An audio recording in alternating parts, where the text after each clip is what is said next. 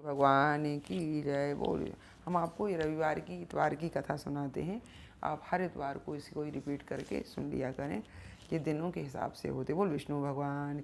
एक बुढ़िया थी, उसका नियम था कि प्रति रविवार को सवेरे वह स्नान आदि कर पड़ोसन की गाय के गोबर से घर को लीप कर फिर भोजन तैयार कर भगवान के भोग लगा स्वयं भोजन करती थी। ऐसा व्रत करने से उसका घर धन धान्य एवं आनंद से पूर्ण था। इस तरह कुछ दिन बीत जाने पर उसकी पड़ोसन विचार करने लगी कि यह वृद्धा सर्वदा मेरी गौ का गोबर ले जाती है, इसलिए अपनी गौ को घर के भीतर बांधने लग गई।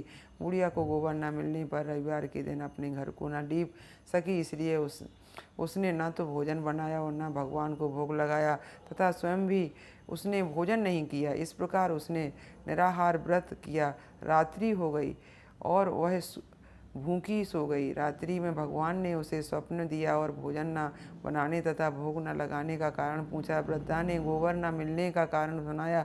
तब भगवान ने कहा कि माता, हम तुमको ऐसी गौ देते हैं जिससे सभी इच्छाएं पूर्ण होती हैं, क्योंकि तुम हमेशा रविवार को गौ के गोबर से घर लीपकर भोजन बनाकर मेरा भोग लगाकर खुद भोजन करती हो। इससे मैं खुश होकर तुमको यह वरदान देता हूँ तथा अंत समय में मोक्ष देता हूँ। स्वप्न में ऐसा वरदान देकर भगवान तो अंतर ध्यान हो गए और जब वृद्धा ने की आँख खुली तो वह देखती है कि आंगन में एक अति सुंदर गौ और बछड़ा बंधे हुए हैं। वह गौ और बछड़े को देखकर अत्यंत प्रसन्न हुई और उसको घर के बाहर बांध दिया। वहीं खाने का चारा डाल दिया।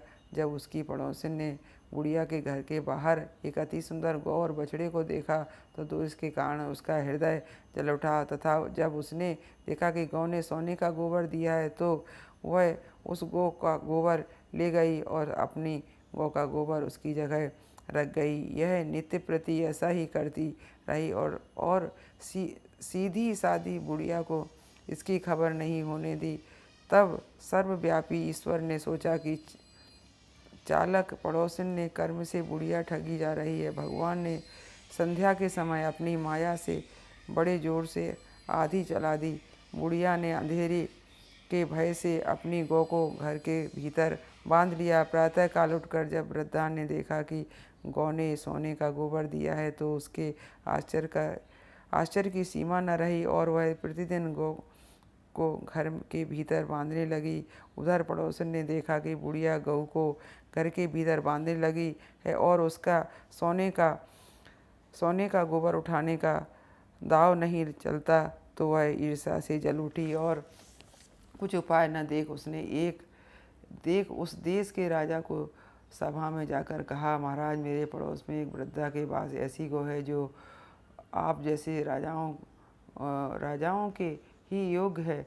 वह नित्य सोने का गोबर देती है। आप उस सोने से प्रजा पालन करिए। वह वृद्धा इतने सोने का क्या करेगी। राजा के इस बात को सुन अपने दूतों को वृद्धा के घर को लाने की आज्ञा दी। वृद्धा प्रातः ईश्वर का भोग लगा भोजन ग्रहण करने जा रही थी कि राजा के कर्मचारी को खोलकर ले गए। वृद्धा काफ़ी रोई चिल्लाई, किंतु कर्मचारी के समक्ष कोई क्या करता। उस दिन वृद्धा गऊ के वियोग से भोजन न खा सकी और रात भर रो रो कर ईश्वर से गऊ को पुनः पाने के लिए प्रार्थना करती रही। उधर राजा गऊ को देख बहुत प्रसन्न हुआ, लेकिन सुबह जैसे ही वह उठा सारा महल गोबर से भरा दिखाई देने लगा।